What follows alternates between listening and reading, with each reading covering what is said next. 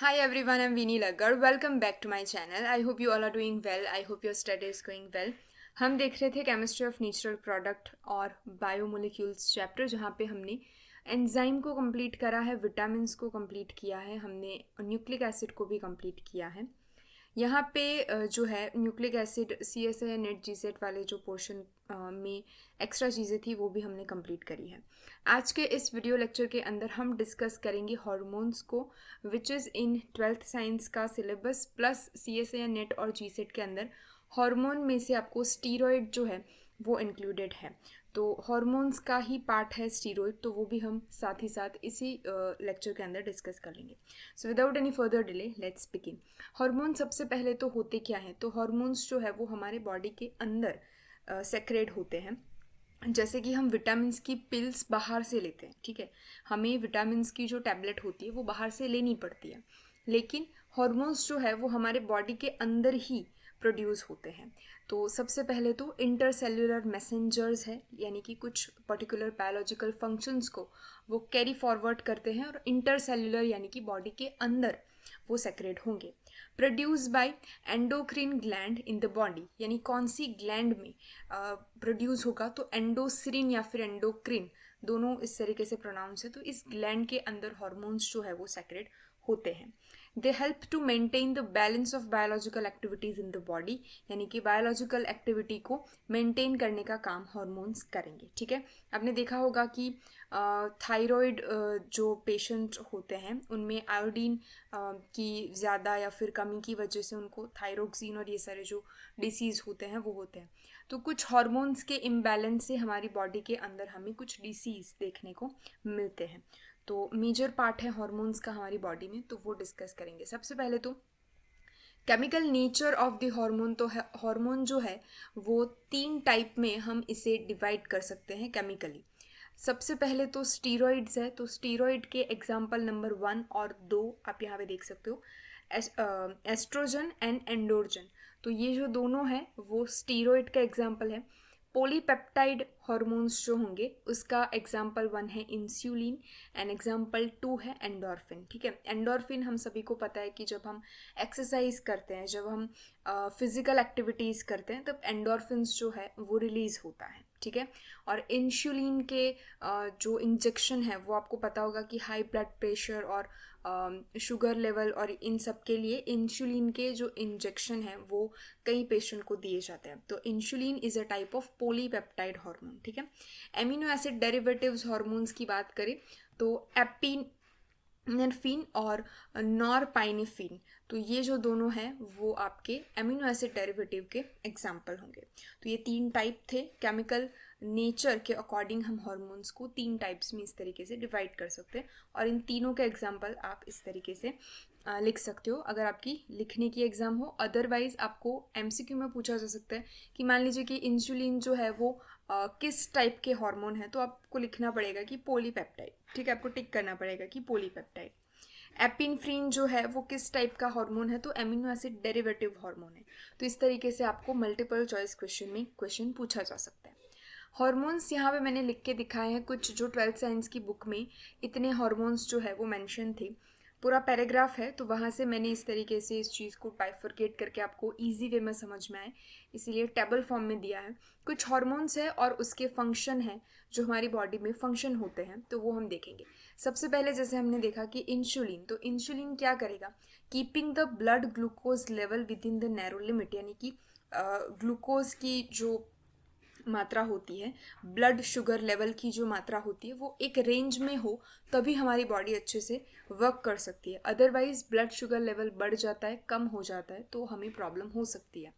तो blood sugar level को, sugar यानी कि ग्लूकोज, ठीक है, glucose is a one type of sugar. तो ब्लड ग्लूकोज लेवल को मेंटेन करने का काम कौन करेगा? तो इंसुलिन हार्मोन करेगा। ग्लूकोजन की अगर हम बात करें तो increase the glucose level in the blood, कि ब्लड के अंदर अगर आपका ग्लूकोज लेवल कम हो तो उसे बढ़ाने का काम कौन करेगा? ग्लूकोजन करेगा। ग्लूकोकॉर्टिकोसाइड, ग्लूकोकॉर्टिकोसाइड क्या करेगा? तो control the carbohydrate metabolism, modulate inflammatory reaction. तो ये जो दोनों रिएक्शंस है कार्बोहाइड्रेट से रिलेटेड और इन्फ्लेमेटरी रिएक्शंस, तो उन दोनों को कंट्रोल करने का काम करेगा ग्लूकोकॉर्टिकोसाइड।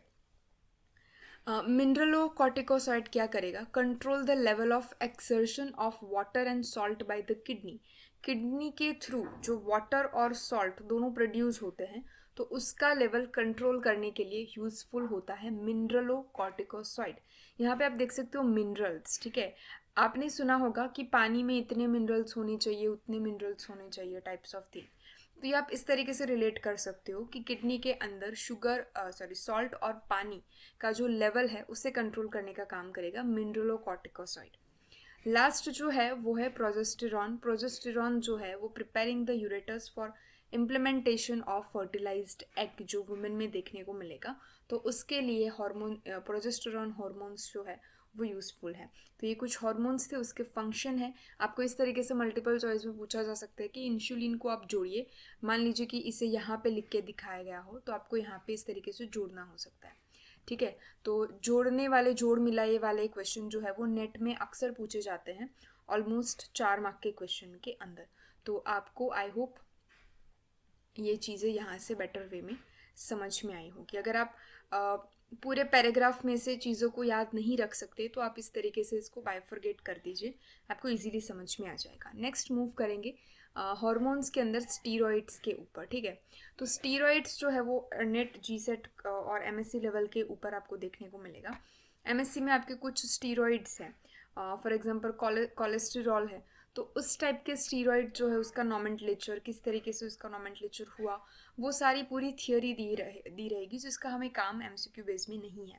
तो हम सबसे पहले तो इसका जनरल फार्मूला इस तरीके से लिखा हुआ आपको देखने को मिलेगा, ठीक है। जहाँ पे 1 2 3 तीन जो है वो 6 मेंबर ड्रिंक होगी और 5 मेंबर ड्रिंक आपको यहाँ पे डी दिख रही होगी। तो 5 मेंबर ड्रिंक जो है वो फ्यूज हुई रहेगी। इस 5 मेंबर ड्रिंक के ऊपर एक सब्सटीट्यूशन आपको इस तरीके का दिखाई देगा। यहाँ पे कोई भी कीटोनिक ग्रुप या फिर अल्डिहाइड ग्रुप देखने को आपको मिलेगा। यहाँ पे बीच में मिथाइल ग्रुप या फिर कीटोनिक ग्रुप या फिर कोई भी हाइड्रोक्सिल ग्रुप इस तरीके से आपको देखने को मिल सकता है। इन सभी रिंग के ऊपर आपको सब्सटीट्यूशन भी देखने को मिल सकता है, लेकिन जनरल जो फॉर्मूला होगा वो आपका इस तरीके का होगा कि 3 6 मेंबर्ड रिंग जो है वो फ्यूज़ होगी एक 5 मेंबर्ड रिंग के साथ, और उसका नॉमेनक्लेचर जो है, नामकरण, वो आप यानी कि नंबरिंग हम किस तरीके से करते हैं वो भी आपको याद रखनी होगी।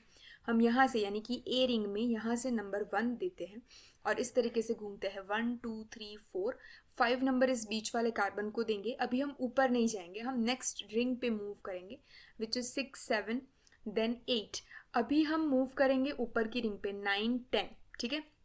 9 10 के बाद 11 नंबर हम यहाँ से देना शुरू करेंगे, यानी कि तीसरी रिंग से। तो 11 12 13 14 15 ही हम जाएंगे इस तरफ, यानी कि 5th मेंबर रिंग के ऊपर। देन 16 17 18 हम यहाँ पे ख़त्म करेंगे, ठीक है। तो आप इस तरीके से याद रख सकते हो कि ये वाला जो पूरा सर्कल है आपका वो ए रिंग का है, ये वाला बी रिंग का है, ठीक है। 1 2 3 4 5 यहाँ पे आएगा, 6 7 8 और 9 और 10 आप यहाँ पे कंप्लीट करोगे, यहाँ पे आप कंप्लीट करोगे, ठीक है। नेक्स्ट रिंग के ऊपर आप यहाँ पे मूव करोगे तो इस तरीके का कर्व आप याद रखिए कि यहाँ से आपको शुरू करना है 11 12 13 14 15 16 17 18 तक। 19 जो है वो इस वाले सब्सटीट्यूशन पे हम देंगे यहाँ पे, ठीक है। यहाँ पे ए और बी रिंग के बीच में जो सब्सटीट्यूशन होगा उसमें, तो 19 हमने यहाँ पे दिया। 20 आप देख सकते हो यहाँ पे 20, देन 21 इस सब्सटीट्यूशन को दिया, देन 22 23, इस तरीके का आपका पूरा साइकिल चलेगा। तो नॉमेनक्लेचर यानी कि नंबरिंग जो है वो आप इसी सीक्वेंस में करोगे, और इसी सीक्वेंस में नंबरिंग करते हुए कुछ प्रॉपर्टीज़ जो है वो क्या होगी, पुरवार होगी, यानी कि प्रूफ होगी। तो इसीलिए नंबरिंग जो है वो इम्पॉर्टेंट है। तो आपको नंबर मिसिंग दे सकते हैं एमसीक्यू के अंदर और पूछ सकते हैं कि यहाँ पे कौन सा नंबर आएगा, तो वो आपको ध्यान रख रहे हैं, ठीक है। चलिए नेक्स्ट कुछ यहाँ पे इंपॉर्टेंट स्टीरॉइड्स है जिसका स्ट्रक्चर आपको लिख के बोल सकते हैं कि ये कौन सा स्टीरॉइड है, या फिर आपको ये बोल सकते हैं कि नाम दे देंगे और बोल देंगे कि इसके अंदर कितने मेंबर्ड रिंग है, एरोमेटिक रिंग है कि नहीं है, कौन से फंक्शनल ग्रुप एक्स्ट्रा ऐड हुए हैं, तो वो सारी चीज़ें आपको याद रखनी होगी। सबसे पहले अगर हम देखें, ऐसा ही क्वेश्चन नेट में आया हुआ है इसलिए मैंने इसको इंक्लूड नहीं करा। 2 स्लाइड में आपको ये सारे स्टीरॉइड देखने को मिल जाएंगे जहाँ से क्वेश्चन पूछे जाते हैं। फर्स्ट आपका जो है वो है ऑस्ट्रॉन। ऑस्ट्रॉन जो है वो फीमेल सेक्स हार्मोन है, जहाँ पे आपको एक एरोमेटिक रिंग देखने को मिलेगी और इस एरोमेटिक रिंग के साथ हाइड्रोक्सिल ग्रुप जुड़ा हुआ है। दूसरी दो जो है वो सेचुरेटेड 6 मेंबर्ड यानी कि साइक्लोहेक्सेन रिंग है, यहाँ पे एक मिथाइल ग्रुप है और 5 मेंबर्ड रिंग के ऊपर यहाँ पे कीटोनिक ग्रुप है। तो ये है आपका ऑस्ट्रॉन, ठीक है। ऑस्ट्रॉन के ऊपर ओ से आप याद रख सकते हो यहाँ पे ketonic group, C double bond O। जबकि टेस्टोस्टेरॉन यानी कि मेल सेक्स हार्मोन है, तो टेस्टोस्टेरॉन में क्या होगा, यहाँ पे रिंग जो है एरोमेटिक रिंग वो डिस्ट्रॉय हो जाती है, कीटोनिक ग्रुप यहाँ पे नीचे आ जाता है और 5 मेंबर रिंग के साथ OH ग्रुप जुड़ जाता है। तो ये दोनों जो हार्मोन्स है फीमेल और मेल, वो आपको याद रखने हैं। आपको इस तरीके से क्वेश्चन पूछा जा सकता है कि टेस्टोस्टेरॉन किस स्पीशीज़ के अंदर होता है सेक्रेट, तो वो मेल स्पीशीज़ में होगा। ऑस्ट्रॉन जो होगा वो आपको फीमेल में देखने को मिलेगा। कॉर्टिसोन अगर हम बात करें तो कॉर्टिसोन के अंदर सेम टेस्टोस्टेरॉन की यहाँ पे अनसेचुरेटेड रिंग कीटोनिक ग्रुप देखने को मिलेगी। थर्ड में यहाँ पे कीटोनिक ग्रुप है और ये वाला जो सब्सटीट्यूशन है वो आपको देखने को मिलेगा। यहाँ पे आएगा आपका CHOH, ये आपका आएगा C double bond O ketonic group, यहाँ पे आएगा आपका CHOH। तो इस टाइप का आपका कॉर्टिकोसॉन का स्ट्रक्चर होगा। अगर आप इस की बात करो, ये वाला एक हार्मोन है, इसका नाम जो है वो कट हो चुका है, मैं आपको डिस्क्रिप्शन के अंदर इसका नाम दे दूंगी। यहाँ पे देखिए कि ऑक्सीजन जो है वो इस रिंग के साथ इस तरीके से रिंग बना रहा है। तो कितने मेंबर रिंग बन रही है, 1 2 3 4 और 5 मेंबर रिंग आपको यहाँ पे देखने को मिल रही है। तो इसके अंदर आपको 6 member ring plus 5 member ring plus एक एडिशनल 5 मेंबर रिंग भी देखने को यहाँ पे मिलेगी। तो इसका जो नाम है वो अल्डोस्टेरॉन है। इसका जो इक्विलिब्रियम हम बना सकते हैं वो इस तरीके से बना सकते हैं, यहाँ पे OH और यहाँ पे अगर रिंग को हम तोड़ेंगे तो CHO यानी कि एल्डिहाइडिक ग्रुप यहाँ पे बन जाएगा, ठीक है। ये वाला यहाँ पे आपका रिंग था, अगर उसे हम रिंग को तोड़ के इस तरीके से फंक्शनल ग्रुप में कन्वर्ट करें तो एक CHO ग्रुप होगा और एक OH ग्रुप होगा और उसका नाम होगा अल्डोस्टेरॉन, ठीक है। इसका नाम अल्डोस्टेरॉन होगा। तो ये एक आपका सेट ऑफ इम्पॉर्टेंट स्टीरॉइड था, सॉरी कुछ और भी इम्पॉर्टेंट स्टीरॉइड्स है जिसे हम देख लेते हैं, आप इस चीज़ को नोट कर लीजिएगा। अदरवाइज़ अगर आप गूगल पे भी सर्च करोगे तो आपको इम्पॉर्टेंट स्टीरॉइड्स के स्ट्रक्चर देखने को मिल जाएगी। अगर आप कोई भी रेफरेंस बुक का यूज़ कर रहे हो तो वहाँ पे भी आपको जो है वो स्ट्रक्चर्स देखने को मिल जाएंगे। यहाँ पे आप देखिए प्रोजेस्टेरॉन जो है उसका स्ट्रक्चर दिखाया गया है। ऑस्ट्रॉन टेस्टोस्टेरॉन हमने यहाँ पे देखा, प्रोजेस्टेरॉन यहाँ पे, ठीक है, जो फर्टिलाइज्ड एग के लिए इम्पॉर्टेंट है। तो यहाँ पे प्रोजेस्टेरॉन का होगा, जहाँ पे एक यहाँ पे आपको मिथाइल ग्रुप देखने को मिलेगा, ठीक है। COOH ग्रुप प्रेजेंट हो सब्सटीट्यूशन में तो वो एक बाइल एसिड है। तो बाइल एसिड भी बहुत इंपॉर्टेंट स्टीरॉइड है। एलो कैलोनिक एसिड इसे हम बोलेंगे, कैलोनिक एसिड से आप याद कर सकते हो COOH ग्रुप, ठीक है। और इसे बाइल एसिड भी बोलेंगे, जहाँ पे जितनी भी रिंग है वो कैसी है, सेचुरेटेड है, कोई भी अनसेचुरेशन यानी कि डबल बॉन्ड यहाँ पे देखने को नहीं मिलेगा। तो बाइल एसिड का एक ये इंपॉर्टेंट फैक्टर आप याद रख सकते हो कि तीनों 6 member ring plus 5 member ring के अंदर कोई भी अनसेचुरेशन देखने को नहीं मिलेगा। कोलेस्टेरॉल की बात करें, जैसे मैंने बोला कि इसका पूरा स्ट्रक्चर जो है वो आपको डिटरमाइन करना, पूरा थियोरी आती है MSc के अंदर। तो वो आपको यहाँ पे OH है, यहाँ पे एक डबल बॉन्ड है, C8H17 की जो चेन है वो आपको यहाँ पे देखने को मिलेगी। जिस कोलेस्टेरॉल हम देखते हैं कि कोलेस्टेरॉल बढ़ गया है, कोलेस्टेरॉल कम हो गया है, तो कोलेस्टेरॉल जो है वो ये वाला स्टीरॉयड है which is a part of hormones, ठीक है। अगर हम अर्गोस्टेरॉल की बात करें, प्रिकॉशर ऑफ विटामिन डी यानी कि विटामिन डी का प्रिकॉशर करने के लिए जो हार्मोन यूज़ होता है विच इज़ अर्गोस्टेरॉल। अर्गोस्टेरॉल के अंदर आपको यहाँ पे इस तरीके की एक अनसेचुरेटेड चेन देखने को मिलेगी और आपको यहाँ पे 2 अनसेचुरेटेड चीज़ें देखने को मिलेगी, डबल बॉन्ड और एक OH देखने को मिलेगा, ठीक है। तो ये जो थे वो सारे आपके इम्पॉर्टेंट स्टीरॉइड्स थे। इसके क्वेश्चन आपको इस तरीके से याद रखना है, आप थोड़े थोड़े स्ट्रक्चर देख के जाओ, आपको समझ में आ जाएगा। जो मोस्ट कॉमन क्वेश्चन है वो बाइल एसिड में से आएगा, COOH वाली चेन होगी, सारे जो रिंग है वो सेचुरेटेड हो गए, C8H17 रिंग कहाँ पे जुड़ी हुई होगी, तो वो क्वेश्चन आप याद रख सकते हो कि कोलेस्टेरॉल में जुड़ी हुई होगी, ठीक है। तो इतनी प्रिकॉशर ऑफ विटामिन डी कौन सा हार्मोन है, तो वो है आपका अर्गोस्टेरॉल। अर्गोस्टेरॉल का क्लास कौन सा है, स्टीरॉइड है।